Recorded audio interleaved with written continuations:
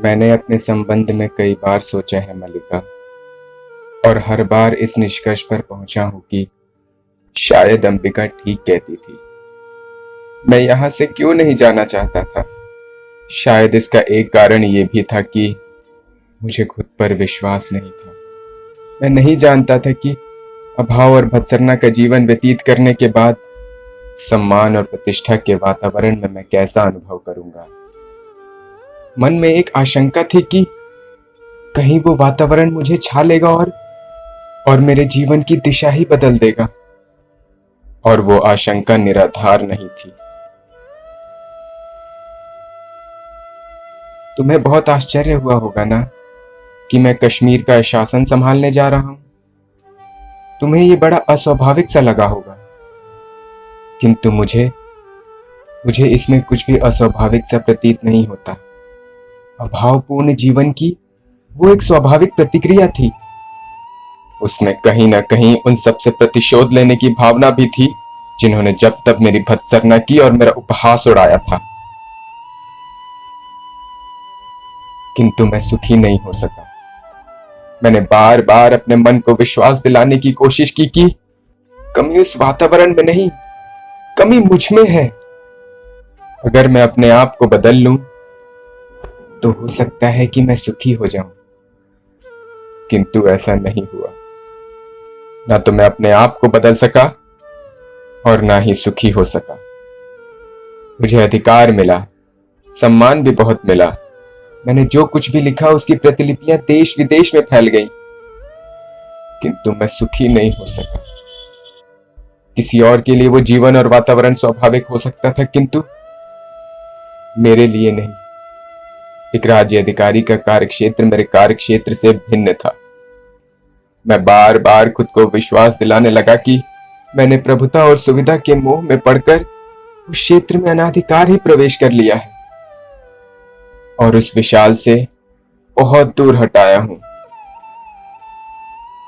दूर फैली क्षितिज रेखा पर जब भी मेरी निगाहें पड़ती तो एक अनुभूति मुझे सालती कि मैं उस विशाल से कितना दूर हटाया हूं।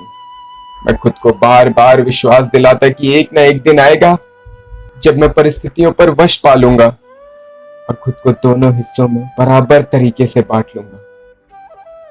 लेकिन वो दिन कभी आया ही नहीं और मैं परिस्थितियों के हाथों बनता और चालित होता रहा और धीरे धीरे खंडित होता चला गया।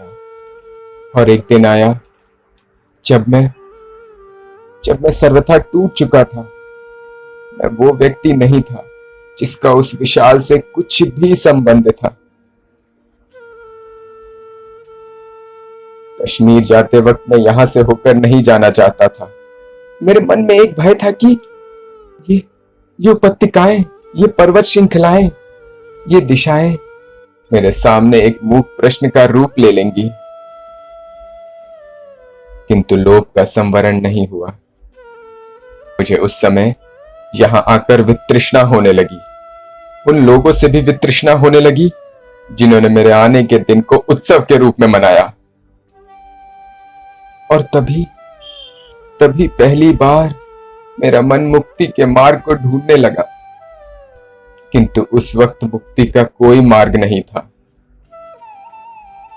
मैं तुमसे भी मिलने नहीं आया क्योंकि मुझे भय था तुम्हारी आंखों का। तुम्हारी आंखें मेरे अस्थिर मन को और अस्थिर कर देती और मैं ये नहीं चाहता था।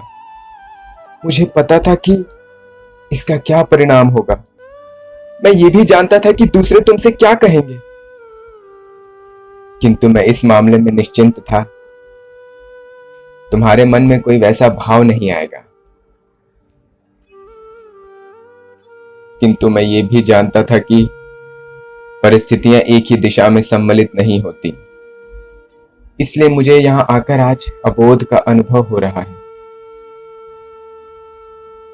लोग सोचते हैं कि मैंने उस वातावरण और जीवन में रहकर बहुत कुछ लिखा, किंतु मैं जानता हूं कि मैंने उस वातावरण में रहकर कुछ नहीं लिखा।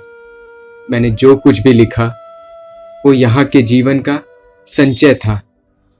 कुमार संभव की पृष्ठभूमि ये हिमालय पर्वत है और तपस्विनी उमा तुम।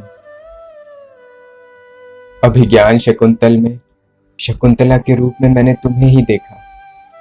मेघदूत के यक्ष की पीड़ा मेरी पीड़ा है और विरह यक्षिणी तुम। मैंने जब भी कुछ लिखना चाहा तो हमारे इतिहास को बार बार दोहराया, और जब उससे कुछ हटकर लिखना चाहा तो रचना प्राणवान हो गई। मैं तुम्हें ये सब बता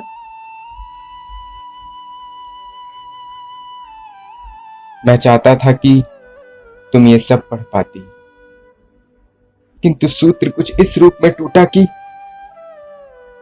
वो कभी जुड़ ही नहीं पाया।